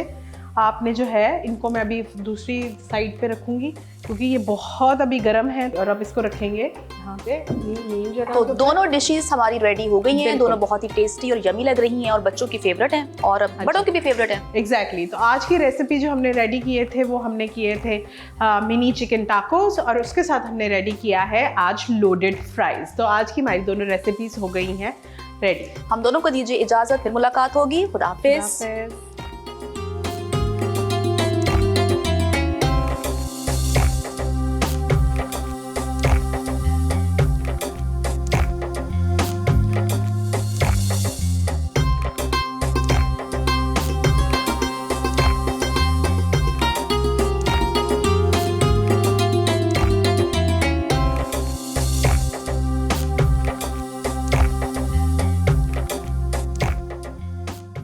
वेलकम बैक नाज़रीन। और इस बात से बहुत सारे लोग इत्तेफाक करेंगे और उज़ैर हम देखते हैं कि रमज़ान में ना हम सबका एक ही रोना होता है कि कपड़े ईद तक तंग हो जाते हैं। अजीब बात है कि 14 घंटे भूखा रहने के बावजूद हम वज़न बढ़ा लेते हैं। आखिर वो कौन सी गलतियाँ हैं जो हम इफ्तार के दस्तरखान पर बैठते करते हैं और सहरी में भी खाते हैं, इफ्तारी में भी खाते हैं और फिर बस वेट गेन कर लेते हैं। मसला भूख का नहीं होता बल्कि हमारी बेसब्री का भी अमल दखल होता है, जो हम पकोड़ों और खुशनुमा शरबत लाल रंग के पीले रंग के नजर सारा आता है। रोटी था। वो तो है ही है। तो आज अब इसलिए तो आप बार बार कहती हैं कि मेरी खाने का इंतजाम करें। तो आज हम इसी मोटापे और गैर मुतवाज़न खुराक पर बात करेंगे कि कैसे हम अपनी फिटनेस को बेहतर बना सकते हैं, और अगर आपने कुछ गेन कर लिया तो जनाब उसे कम कैसे करना है। इसके लिए बेहतरीन मशवरे हमें दे सकती हैं मारूफ माहिर ग़िज़ाइयत इशल साकिब साहिबा। उनसे ही हम जान लेते हैं। इशल, आपको सदाए रमज़ान में खुश आमदीद कहते हैं। मसला आपने सुन लिया है, वो रोटी वाला नहीं, वो गेन करने वाला बेसब्री की वजह से। अब क्या करें, लोग जो हैं वो समझते थे कि शायद हम 13-14 घंटे का रोजा रखेंगे तो शायद कुछ कम होगा वजन, लेकिन वो उल्टा 2-3 kg तक जो है वो बढ़ चुका है। अब इसे कम कैसे करें? बिल्कुल इस तरह ही रमज़ान में क्या होता है कि हम लोग जब रोज़ा खोलते हैं ना, सहरी के वक्त इस तरह स्टफिंग करते हैं। पहली तो बात है कि हमें होता है सारा दिन हमने गुजारना है तो बहुत ज़्यादा एक्सेसिवली खा लें, पराठे खाते हैं, बहुत ज़्यादा एक्सेसिव जो ऑयल में बने हुए खाने, कढ़ाई वगैरह, ये सहरी में बड़ी हैवी सहरी होती है। और कुछ लोग तो करते भी बाहर से सहरी हैं, और बहुत कम लोगों ने हेल्दी सहरियाँ की होंगी आई एम श्योर। तो और मौसम भी कुछ इस तरह का था, थोड़ा सा प्लेजेंट था इनिशियल डेज में, तो फिर खाया भी ज़्यादा जाता है। रातें ठंडी थी तो वो उसमें ज़रा मूड भी अच्छा होता है तो खाया भी ज़्यादा जाता है। तो ये एक हुआ। और दूसरी बात है कि इफ्तार के टाइम क्या होता है कि जब हमारा ब्लड ग्लूकोज लेवल इतना डाउन होता है तो हमें होता है कि अब जो भी चीज़ सामने आएगी वो खा लेंगे। और इस तरह के जब आप रोज़े की हालत में प्रिपेयर भी कर रहे होते हैं ना खाना, तो वो क्या होता है कि आप इतना ज़्यादा प्रिपेयर कर लेते हैं और इतने ज़्यादा ऑप्शंस रख लेते हैं, आपको लगता है आप सब खा जाएंगे। और आपको पता है ब्रेन को मैसेज मिलता है थोड़ा लेट, यानी आप खाना स्टार्ट होते हैं थोड़ी देर बाद ब्रेन को मैसेज मिलता है कि आप फीलिंग ऑफ सैटिस्फैक्शन। तो जब तक आप बहुत ज़्यादा ओवर ईट कर लेते हैं ब्रेन को मैसेज मिलने लगता है, और फिर आहिस्ता आहिस्ता आपको इतनी एसिडिटी, इतनी तबीयत खराब होती है जिसकी वजह से फिर वेट गेन हो जाता है, बिकॉज आप एक्सेसिवली खा लेते हैं, एक्सेसिव मीठे ड्रिंक्स पिए जाते हैं। खजूर से तो हम खोलते हैं, वो भी ब्लड ग्लूकोज लेवल को ऑब्वियसली स्पाइक देता है, बट क्योंकि सुन्नत है तो उसके बाद हमें अवॉइड करना चाहिए कि हम बहुत ज़्यादा शुगरी ड्रिंक्स नहीं पीनी थी और बहुत ज़्यादा फ्राइड आइटम्स नहीं खानी थी। बट सिंस आप खा चुके हैं तो आगे वाला पैटर्न जो है वो हमें हेल्दी रखना है जी। तो उसमें ये है कि रमज़ान में हम रोज़ा रख रहे थे 12 घंटों का या 13 घंटों का हो गया था, अब हमने रोज़ा रखना है 16 घंटों का, और हमने इंटरमिटेंट फास्टिंग करनी है ताकि जितना भी हमारा फैट है हमारी बॉडी पे आ गया है या बहुत ज़्यादा रिटेंशन हो गई है बहुत ज़्यादा सॉल्टी एंड शुगरी ड्रिंक्स की वजह से, तो हमने उसको कम करने के लिए अब इंटरमिटेंट फास्टिंग आप स्टार्ट कर दें। लेकिन ये फास्टिंग कंपैरेटिवली आसान इसलिए होगी क्योंकि इसमें आप पानी पी सकेंगे, आप इसमें ब्लैक कॉफ़ी पी सकेंगे, ब्लैक टी पी सकेंगे, ठंडी करके भी कोल्ड कॉफ़ी भी पी सकते हैं, सिवाय दूध और चीनी नहीं उसमें डालनी। तो मतलब आप 0 कैलोरी वाली सारी ड्रिंक्स ले सकते हैं। आप कह रही हैं जितना रमजान में खा के वो जो चर्बी चढ़ गई है ना, वो अब उतारने वाला सिलसिला अब उसको रिड्यूस करने का टाइम आ गया, और ये इजीयर फेज है क्योंकि इसमें आप पानी पी सकते हैं। कैसे अभी तो ईद पे भी लोगों ने बड़े प्लान बनाए हुए हैं, क्या करेंगे? अच्छा, ईद को मैं हमेशा ये कहती हूँ कि ईद को एंजॉय करें, बिकॉज आपको पता है साल में सिर्फ 2 दफ़ा आती है, तो ये ऐसी फेस्टिविटी है कि इसमें हम खा लें कोई बात नहीं, उसके बाद फिर ट्रैक पे आ जाएं। फिर आप जब आप डेडिकेटेड और मोटिवेटेड होकर आते हैं ना ट्रैक पे, तो फिर there is no way back, फिर आप लगे ही रहते हैं। आप 2 दिन कर लेना, मतलब 72 आवर्स बेसिकली आपको चाहिए, 3 दिन आपको चाहिए। उसमें क्या होता है कि आपकी बॉडी एक तो अडेप्ट भी कर जाती है न्यू कैलोरिक डेफिसिट के साथ, आपके सर में दर्द नहीं होता, बॉडी में विथड्रॉल के सिम्टम्स नहीं आते, और क्या होता है कि आपको आदत हो जाती है, आपका स्टमक भी यूज्ड टू हो जाता है उतना खाने का, उसी रूटीन का। तो आप इस तरह कर लें। अच्छा, यानी कि ईद के 3 दिन हमने माइनस कर दिए, उसमें आप जी भर के खाएं, सेलिब्रेट करें। ईद के बाद यानी कि आप ये सिलसिला शुरू करते हैं तो कितना वेट रिड्यूस कर सकता है कोई भी एक इंसान, या कितनी ड्यूरेशन में हो जाएगा? अच्छा, वैसे हेल्दी वेट लॉस तो ये होता है कि आप 1 किलो तक पर वीक करें या 1.5 किलो तक भी कर सकते हैं, डिपेंडिंग अपॉन योर कंडीशन। होता ये है, हम लोग ना जनरली लोग कहते हैं कि हमारा वेट पहले तो बहुत जल्दी जल्दी गिरा, लेकिन उसके बाद गिरना बंद हो गया। ये इतनी मिसकंसेप्शन है, पहले गिरा ज़्यादा इसलिए क्योंकि ज़्यादा था और वाटर वेट भी था। इनिशियल मंथ में हो सकता है कि 5-6 किलो भी गिर जाए, क्योंकि वो वाटर वेट भी होगा, रिटेंशन होगी, सारी स्वेलिंग्स उतरेंगी, सब कुछ उतरेगा। उसके बाद ग्रेजुअली आपका 1-1 किलो मैटर करेगा, 1-1 किलो बड़ी आराम से उतरेगा। तो उसमें ये कि अगर वीकली बेसिस पे किसी हफ्ते आपने 1 भी किलो रिड्यूस नहीं किया तो आपने मायूस नहीं होना, आपने 2 और थोड़ा सा टाइम देना है, क्योंकि प्लेट्यू हिट कर जाता है हमारा वेट ना, फिर अचानक से ड्रॉप आता है, फिर प्लेट्यू हिट करता है, फिर ड्रॉप आता है। तो आपने वेट करना है, बिकॉज आपका अगर वेट स्केल पे नहीं कम हो रहा फिर भी आपके इंचेस कम हो रहे होते हैं। तो इंचेस ज़रूर मेजर कर लिया करें डाइटिंग करने से पहले, क्योंकि हम बार बार स्केल पे खड़े होकर बिल्कुल डिसअपॉइंट होकर हम डाइटिंग या जो हेल्दी ईटिंग है वो छोड़ देते हैं। स्केल पे आपने नहीं चढ़ना बार बार, आप अपने इंचेस मेजर करें, आप अपने क्लोथ से आइडेंटिफाई करें कि आपका कितना कम हो रहा है। अच्छा, ये भी एक बड़ा जबरदस्त तरीका कि आपका शायद वो मशीन नहीं बता रही कि आपका वजन कम हुआ, लेकिन आपको इंच टेप बता रही है कि आपका सबसे वजन। ज्यादा फनी चीज तो वो होती है कि जिसने रमजान से पहले दर्जी को कपड़े स्टिच होने के लिए दिए होते हैं, रमजान में वेट गेन हो गया और ईद से पहले कपड़े। लोग कहते हैं कि देखिए बड़े से बड़ा कर्जा उतर जाता है, लेकिन जो पेट पे फैट आता है ये नहीं होता आता सबसे पहले या कम वक्त और जाता सबसे बाद में। ये क्या वजह है कि एंड पे उतरता है पेट से? अच्छा, जहाँ आपका मतलब 2 तरह की बॉडी टाइप्स होती हैं। अब लड़के जो हैं स्पेसिफिकली उनको पेट पे फैट ज़्यादा चढ़ता है, क्योंकि उनका एप्पल शेप बॉडी होती है, और एप्पल शेप सबसे ज़्यादा खतरनाक होती है, बिकॉज आपका हार्ट, आपकी किडनीज, आपके सारे जितने भी ऑर्गन्स हैं उसी एरिया में सराउंडेड हैं। तो वहाँ पे फैट आना डेंजरस होता है। थोड़ा सा फैट तो रिक्वायर्ड होता है, लेकिन उससे ज़्यादा जब आता है तो फैटी लिवर भी हो सकता है, कोलेस्ट्रॉल भी हो सकता है, हार्ट के प्रॉब्लम्स भी हो सकते हैं। ये एप्पल शेप बॉडी होती है, इसीलिए पहले उनके एप्पल में आता है, यानी उनके अपर पार्ट में ज़्यादा आता है। इस तरह जो लेडीज़ होती है इनके पियर शेप बॉडी होती है, जिनके हिप एंड थाई पे फैट ज़्यादा होता है। तो आप लेडीज़ को कंप्लेन करता हुआ सुनेंगे कि वो उनके हमेशा पहले लेग्स पे जाके लगता है या फिर उनके फेस पे लगता है जाके। तो जहाँ आपका सबसे ज़्यादा पहले डिपॉजिट होता है खवातीन इसलिए ज्यादा जीती हैं कि उनकी ऑर्गन्स पे फैट नहीं आता। नहीं आता, बिल्कुल। आज वजह पता चली है कम आता है। अच्छा, कुछ बॉडी टाइप्स होती हैं, बहुत रेयर होती हैं कि लड़कियों में इस तरह की आवर ग्लास बॉडीज हो, जो ऊपर से भी फैट हो और फिर नीचे से भी फैट हो। तो उसमें ये है कि हमारे जनरली यहाँ पे इंडो पाक में, सब कॉन्टिनेंट में यही देखा जाता है कि पियर शेप बॉडीज हैं। हाँ, वेस्टर्न कंट्रीज में और तरह की फिजिक्स हैं, उनके और तरह के डाइटरी पैटर्न्स हैं, लेकिन जहाँ आपका एक्यूमुलेट सबसे पहले होता है, सबसे लेट आपका वहाँ से उतरता है। तो अक्सर लोग कहते हैं कि हमें इस तरह का डाइट प्लान बताएं कि हमारा एक स्पेसिफिक बॉडी पार्ट को टारगेट करें। वो एक्सरसाइज को टारगेट कर सकती है, लेकिन डाइट नहीं टारगेट कर सकती, बिकॉज वहाँ सबसे लेट उतरेगा, लेकिन उतर जाता है। सही, बिल्कुल, ये तो हो गया। अब सोशल मीडिया पे देखते हैं बहुत सारी मिसकंसेप्शन है, या क्या ये तो आप ही करेक्ट कर सकती हैं कि कुछ कहवा जात होते हैं जी, सुबह में उठ के पिए, ये बहुत अच्छे होते हैं, तो ये कोई फायदा देते हैं? हर बंदे का अपना कहवा समझ नहीं आती फॉलो किसे करना है। किसको फॉलो अच्छा, बिल्कुल, हम लोग ना कहवा को समझ लेते हैं कि जिस तरह की वो कोई टॉनिक हो जिसको पीते ही हमारा फैट फ्लश हो जाएगा। और इसमें कि वीडियोस भी इस तरह की AI जनरेटेड वीडियोस अब बना लिए हैं कि वो ड्रिंक आपने जो रिकमेंड की है किसी हकीम ने, वो पीते हुए एक बंदे को दिखा रहे हैं जिसके ऑर्गन्स पे एक्सेसिव फैट है और वो मेल्ट हो रहा है। लोग बिलीव करते हैं कि इस तरह मेल्ट होगा, जबकि इस तरह नहीं होता। हाँ, ये ज़रूर है कि कोई भी कहवा आपका ऑब्वियसली डायरेक्ट वेट लॉस नहीं कर सकता, लेकिन हाँ आपकी मेटाबॉलिज्म को बूस्ट कर सकता है। यानी कि फॉर एग्जांपल आपको हजम नहीं हो रही कोई चीज़, और उस हजम ना होने की वजह से कॉन्स्टिपेशन है और इस तरह के बाउल मूवमेंट स्लो हुई हुई है, और फिर जब आप इस तरह की कहवा पीते हैं तो वो फ़ौरन से फास्ट कर देता है उसको, आपकी बाउल की डेफिकेशन हो जाती है, आप टॉयलेट चले जाते हैं, कॉन्स्टिपेशन खत्म हो जाती है, और इस तरह करने से मेटाबॉलिक रेट इंक्रीज होता है, तो वेट लॉस होता है। मतलब ये नहीं कि कोई कहवा पिएंगे और वो मसला भी नहीं है आपको तो आपका काम हो जाएगा। हाँ, कुछ कॉन्ट्रीब्यूटिंग फैक्टर्स होते हैं, जिस तरह के जीरे वाला पानी है वो बहुत ज़्यादा हेल्प कर रहा होता है। ये नहीं कि वो वेट लॉस करे, बट मेटाबॉलिज्म को इन्हांस करता है, जिसकी वजह से क्या होता है कि आपका वेट आहिस्ता आहिस्ता कम होता है। इसी तरह सिनेमन वाटर है, जो दालचीनी का पानी होता है, उसको भी आप early morning, first thing in the morning जब आप वो लेते हैं थोड़ा सा ल्यूकवार्म सा,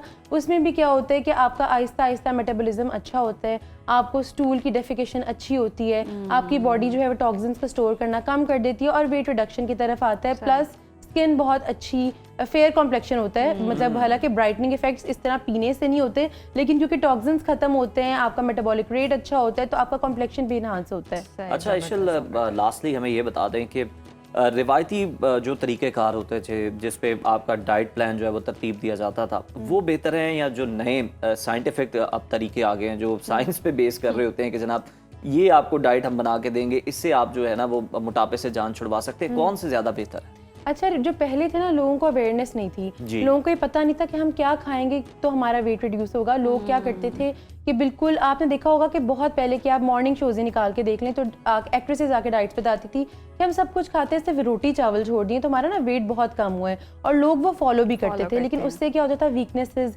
इतनी ज़्यादा प्रॉब्लम्स, हेयर लॉस हो जाता था, हेयर फॉल इतना मैसिव, और लड़कों में तो इरिवर्सिबल होता है ना, लड़के अगर इतना ज़्यादा करते तो उनका दोबारा से मुश्किल होता है हेयर हेल्थ का रीग्रो करना। इसीलिए वो वाले मेथड जो थे वो सक्सेसफुल नहीं थे। प्लस एक और कीटो डाइट बहुत ज़्यादा आ गई, अब जिम ट्रेनर्स भी रिकमेंड करते हैं ये वाली डाइट, बहुत ज़्यादा हाई प्रोटीन डाइट, यानी चिकन मटन बीफ आपने खाना है। लेकिन उससे क्या हो रहा है कि किडनी के बहुत ज़्यादा प्रॉब्लम्स आ रहे हैं, कोलेस्ट्रॉल के बहुत ज़्यादा प्रॉब्लम्स आ रहे हैं। आप देखेंगे एक इंसान जिम जाता है और एक्सरसाइज करते करते ही कोलैप्स हो गया, हार्ट अटैक आ गया। क्यों? क्योंकि उसकी बॉडी में फैट, उसकी हार्ट में, उसकी आर्टरीज में बहुत ज़्यादा फैट एक्यूमुलेशन थी। बज़ाहिर वो इंसान इतना लीन है, मस्कुलर मास बहुत ज़्यादा है, लेकिन क्योंकि उसकी डाइटरी पैटर्न्स इतने ऑल्टर्ड थे ओवर द टाइम कि अब उसको मसले आ रहे हैं। तो बजाय से कि आप फिट हो, आप और ज़्यादा अनहेल्दी उस चीज़ की तरफ जा रहे होते हैं। तो ये पैटर्न्स जो मॉडर्न एरा है उसमें बहुत ज़्यादा कैलकुलेटेड होता है। आपकी बॉडी को देख के आइडेंटिफाई कर लेते हैं कि आपने इतनी रोटी खानी है, इतने चावल खाने हैं, इतना चिकन खाना है, इतना ऑयल आपकी बॉडी के अकॉर्डिंगली है, हर चीज़ कैलकुलेटेड होती है। इवन पानी भी कैलकुलेटेड होता है। तो उसमें ये है कि ये नहीं कि आप बिल्कुल फॉर्मूला के थ्रू चलें। हाँ, आपको एक दफ़ा बता दिया जाता है कि फॉर एग्जाम्पल आप 3 रोटी खा सकते हैं, या आप 2 खा सकते हैं, या आप 4 खा सकते हैं आपके फिजिक के अकॉर्डिंगली, बिकॉज आपको पता है कि 2 लोग भी डिफरेंट लगेंगे क्योंकि उनकी हाइट फर्क होगी, उनका बोन मास फर्क होगा। और हाइड्रेशन और ये सब कैलकुलेट करने का मकसद ये होता है कि हमारी जो आंखें हैं वहाँ से लेकर हमारे हर बॉडी ऑर्गन को ज़रूरत है कैलकुलेटेड चीज़ की। अगर आप पानी भी प्रॉपर नहीं पीते तो सबसे पहले आइज में स्ट्रेनिंग आएगी। इवन आपके टेस्ट भी ऑल्टर आते हैं। अगर आप आंखों के जो टेस्ट कराते हैं तो डॉक्टर्स भी आपको रिकमेंड करेंगे कि आप पानी 1 हफ्ता पहले अच्छा पी के आए, फिर उसके बाद दोबारा टेस्ट कराएं, ये बेटर आएगा। तो इतना हाइड्रेशन और इतनी कैलकुलेशंस की जरूरत होती है हमारी डाइट में। ज़बरदस्त, थैंक यू सो मच ईशल। और वाकई जी इतनी कैलकुलेशन की ज़रूरत होती है, और अब तो इतनी अवेयरनेस आ चुकी है, तो कैलकुलेटेड खाने का ये नहीं कि आपने कोई फार्मूला फॉलो करना है, लेकिन एक बार आपने जान लिया कि आपको क्या चाहिए, क्या रिक्वायरमेंट है, उस पर फॉलो करें और वजन भी कम रहेगा, फिट भी रहेंगे, हेल्दी भी रहेंगे। और ईद भी आने वाली आगे, तो जरूरी है कार्ब्स भी आप लें, लेकिन थोड़ा तो वजन कम करने में ये सारी चीजें मदद करती हैं। क्योंकि एनर्जी तो आपको मिलनी है कार्ब्स से, और इन सब के लिए विल पावर की बहुत ज़्यादा ज़रूरत है। तो आज से आप तय कर लें, ईद के बाद से आपने वजन कम करने वाला सिलसिला शुरू करना है, और एआई वीडियो पे रिलाय नहीं करना। अभी वक्त हुआ ब्रेक का, देखते रहिए सदाए। नाज़रीन, आजकल हम एक अजब दौर से गुजर रहे हैं। लोगों के पास देखा जाए तो सब कुछ मौजूद है, तमाम सहूलियातें ज़िंदगी मौजूद हैं, बैंक बैलेंस है, बड़ी गाड़ियां हैं, शानदार घर भी है, लेकिन वो फिर भी शिकवे करते हैं, सुकून नहीं है जो पहले कच्चे मकानों में मुयस्सर था। पैसा तो हाथ में आता है लेकिन रुकता नहीं है, बल्कि पानी की तरह बह जाता है। जी बिल्कुल, और इसे हम बेबरकती कहते हैं। हम दुनियावी इसबाब तो पूरे कर रहे हैं, लेकिन वो रूहानी ताल्लुक कमज़ोर हो गया है जो रिस्क में वसअत देता है। आज हम इसी अहम मसले पर बात करेंगे कि आखिर घरों में वो रौनक और वो सुकून वापस कैसे लाया जाए। इसी पर रहनुमाई के लिए हमारे साथ मौजूद है रूहानी मुआलिज कारी शफीकुर रहमान साहब। कारी साहब, बहुत शुक्रिया आपके वक्त का। और हम आज बात करें कि घर से वो जो बेबरकती, वो जो रौनक चली गई है, हर चीज़ होने के बावजूद, हर आसाइश होती है, गाड़ियाँ हैं, हर तरह की लग्जरीज हैं, लेकिन सुकून नहीं है। क्या वजह समझते हैं आप? बिस्मिल्लाहिर्रहमानिर्रहीम। अद्दीन नसीहा, दीन ही सरापा खैर और राह नजात है, और दीन ही में सुकून और सकीनत और तमानीनत और बरकत है। देखें, हर वो चीज़ जिसकी निस्बत अल्लाह की तरफ कर देंगे ना, हर वो चीज़ जो अल्लाह से पुकारेंगे, हर वो चीज़ जो अल्लाह से मांगेंगे, उसमें ऑटोमेटिकली तौर पे सकीनत भी आती है और उसमें बरकत भी आ जाती है। इसलिए कि प्यारा सोना रब वो बाबरकत ज़ात है। तबारकल्लज़ी बियदिहिल मुल्क, तबारकल्लज़ी नज़्ज़लल फुरक़ान अला अब्दी, तबारकल्लाहु अहसनुल खालिकीन। अल्लाह बाबरकत है, लिहाजा हर वो चीज़, गाड़ी हो, घर हो या आपका इल्म हो, उसको निस्बत इल्लल्लाह आप उजागर करना शुरू कर दें, उसको अल्लाह ताला मुबारक बना देता है। वैसे भी कुरान करीम में आता है, वलौ अन्ना अहलल कुरा आमनू वत्तक़ू लफ़तहना अलैहिम बरकातिम मिनस समाई वल अर्ज़। अगर आप अल्लाह से डरना शुरू कर दें तो अल्लाह ताला आपको आसमानों से और ज़मीन दोनों से खैर बरकत आपके लिए रहमत फरमा देगा। और तकवा जो कहा जाता है ना उज़ैर भाई, तकवा क्या है, हर बंदे ने अपना जो ना वो मफहूम, लेकिन जो मैं समझता हूँ 2 जुमलों में, अल्लाह आपको वहाँ ना देखे जहाँ वो देखना नहीं चाहता, अच्छा, और वहाँ आपको मिस ना करे जहाँ आपको वो देखना चाहता है। वाह, आप हर जगह वो सफ़े अव्वल में नजर आए, वो चाहे खिदमत खलक का हो, दीन का हो, इबादत का हो, अखलाकियात का मामला हो, कोई भी मसला हो, आप सफ़े अव्वल में आ जाए, आप यकीन करें अल्लाह ताला रहमत फरमा देता है। और फिर साथ साथ जो बुनियादी तौर पे चीज़ देखी गई है, जितने वडेरे होते जाते हैं उतने नशुक्रे होते चले जाते हैं। होना ये चाहिए कि आप अपनी तमाम चीज़ों में तकवा लाएं और साथ शुक्र, कलमा शुक्र सिखा दो। अपने बच्चों को कलमा शुक्र सिखा दोगे तो आप यकीन करें खुश्क टुकड़ों को भी अपने लिए बहुत बड़ी नेमत समझेगा और बहुत बड़ी दौलत समझेगा। मिल जाए तो उसे रोज़ी समझेगा और ना मिले तो उसे रोज़ा समझेगा। तो ये बुनियादी चीज़ है। और फिर इसके साथ साथ जो बुनियादी चीज़ है, नबी कायनात सल्लल्लाहु अलैहि वसल्लम की वो दुआएं, जिन दुआओं से खैर बरकत होती है, वो खैर बरकत हम देखें तो अल्लाह ताला उन दुआओं की मदद से भी खैर बरकत भर देता है। देखें आप शादी में जिस वक्त बंधन में बनते हैं तो उसमें क्या दुआ दी जाती, बारकल्लाहु लाका व बारका अलैक व जमा बैनकुमा फी खैर। अल्लाह आप दोनों को बरकत के साथ जोड़ दे और दोनों के ऊपर अल्लाह ताला खैर व बरकत नाज़िल कर दे। आप दूध पीते हैं या खाना खाते तो उसमें क्या पढ़ते हैं, अल्लाहुम्मा बारिक लना फी वज़िदना मिन्हु व अतिमना खैरम मिन्हु। गोया कि आप खाना खा रहे हैं और खाने को आप अल्लाह के साथ जोड़ दें तो उसमें खैर व बरकत हो। खैर व बरकत का मतलब क्या है, खैर व बरकत का मतलब यही है कि वो आपके लिए ईमान बन जाए, वो आपके लिए दौलत खैर कसीर बन जाए, वो आपके लिए दौलत बका बन जाए, वो दौलत आपके लिए रहमत बन जाए, वो दौलत आपके लिए जहमत ना बने, मुशक्कत ना बने जी। तो इससे अल्लाह ताला रहमत फरमा देता है। और फिर साथ साथ ये है, अल्लाह के रसूल की जो बुनियादी दुआ है, अल्लाहुम्मा बारिक ली फी उम्मती फी बुकूरिहा, अल्लाहुम्मा बारिक ली उम्मती फी बुकूरिहा, ऐ अल्लाह मेरी उम्मत की सुबह को बरकतों से भर दे। हमारे लोग बरकत के वक्त सो रहे होते हैं। जो आदमी खैर बरकत यानी इल्म में बरकत चाहता है, सेहत में बरकत चाहता है, दौलत में बरकत चाहता है, वो फजर का वक्त बुनियादी तौर पे जाग के और जिक्र में कुरान के साथ गुजारे। और फिर कुरान करीम को भी कहा गया इन्ना अंज़लना फी लैलतिन मुबारका, ये लैला मुबारका में नाज़िल हुआ और इसे मुबारक नाज़िल किया है। हम कुरान से टूटे हैं तो हमारी खैर बरकत खत्म होगी। यही वजह है, न सकीनत है, न सुकूनत है, न तमानीनत है, न राहत है, न ईमानियत है, कोई चीज़ इस तरह नज़र नहीं आती। लेकिन अगर आप इन चीज़ों के साथ जुड़ेंगे, हत्ता कि यह है कि लाइन शकर तुम लादीदन्नकुम वला इन कफर तुम इन अज़ाबी लशदीद, शाकिर बंदा काफर भी हो तो अल्लाह उसके रिज़्क़ में भी बरकत पैदा कर देता। क्या बात है। शाकिर बंदा हो, अल्लाह के साथ शुक्र करने वाला हो, और उसमें कोई कंडीशन नहीं है कि शाकिर आदमी उसको चाहूं तो दूं, चाहूं तो ना दूं।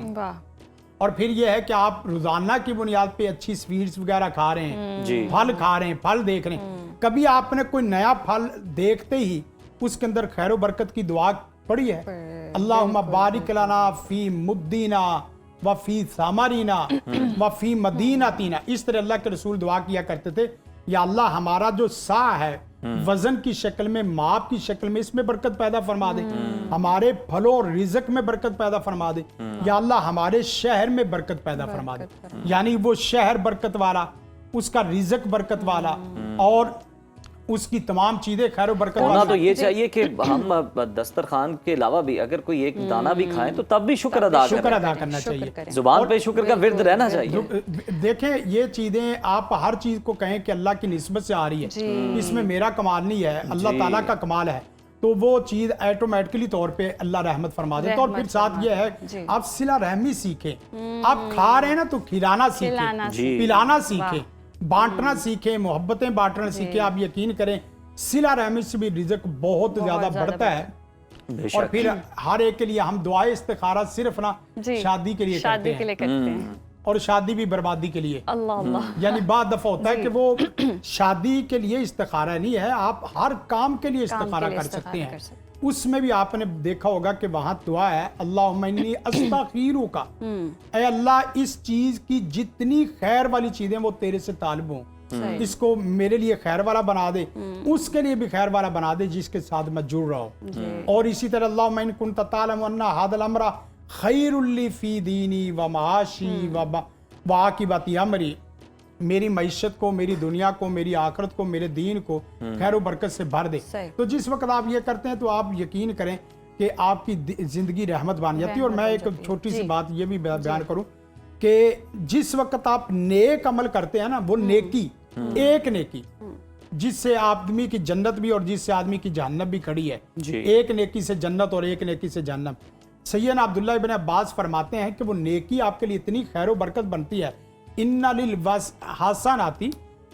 हासानाती ज़ियान फिल वजह, आपका चेहरा रोशन हो जाता है, आपका चेहरा मुनव्वर हो जाता है। वनूरन फिल कल्ब, आपके दिल में अजीब किस्म की रूहानियत, आपके दिल में अजीब किस्म का नूर पैदा हो जाता है। व कुव्वतन फिल बदन, और आपके जिस्म में अजीबो गरीब किस्म की कुव्वत, ताकत अल्लाह पैदा कर देता है। व बारकतन व सातन फिल रिज़्क, और अल्लाह ताला रिज़्क में खैर व बरकत भर देता है।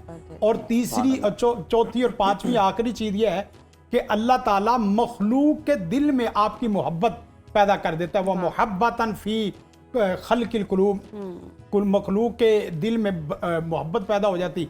आप क्या चाहते हैं और कि मखलूक के दिल में मोहब्बत भी पैदा होगी, आपके दिल में राहत पैदा होगी, आपका चेहरा सुर्खी पाउडर और फेयर लवली के बगैर ही मुनव्वर हो गया। बहुत शुक्रिया कारी शफीकुर रहमान साहब आपके वक्त का। और नाजरीन अब चलते हैं नवीद अकरम की जानिब और उनसे नाते रसूल मकबूल सुनते हैं। बहुत ही खूबसूरत आवाज़ जी।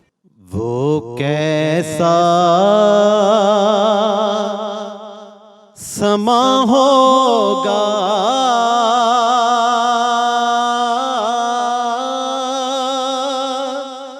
कैसी वो घड़ी होगी, वो कैसा समा होगा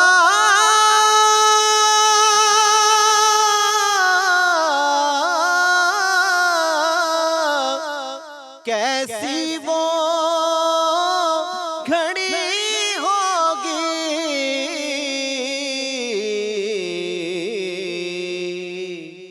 जब पहली नजर उनके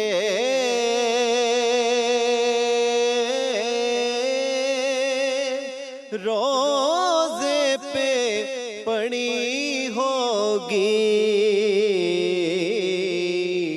जब पहली नजर उनके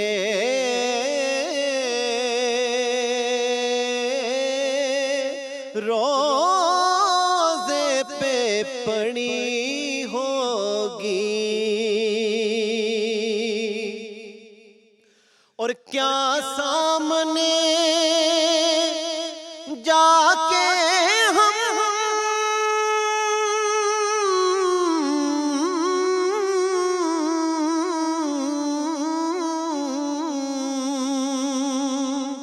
हाल अपना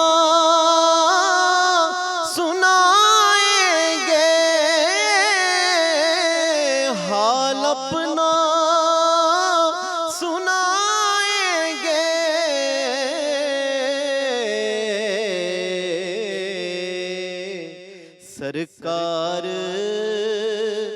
कदर होगा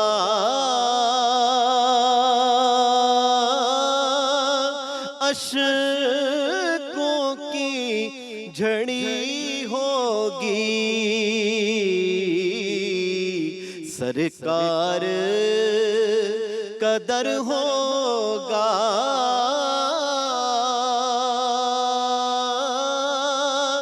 अशकों की लड़ी होगी। और वो शीशाए दिल गम से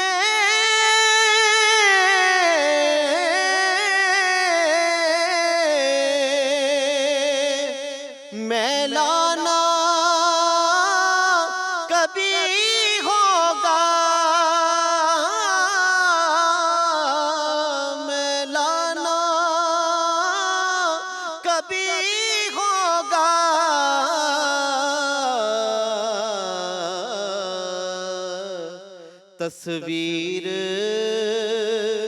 मदीने की जिस दिल में जुड़ी होगी, जब पहली नजर उनके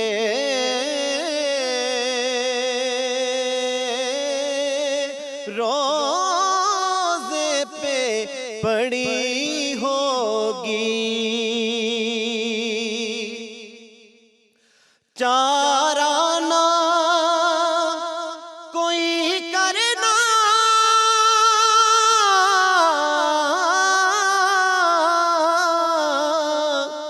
एक नात सुना देना, एक नात सुना देना।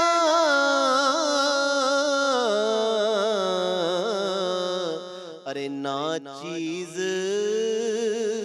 ज़ुहूरी की जब सांस अड़ी होगी, ना चीज ज़ुहूरी की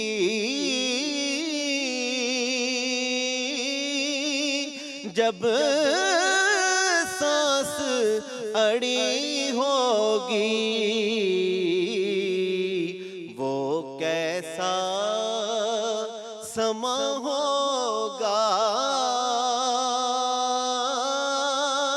कैसी वो घड़ी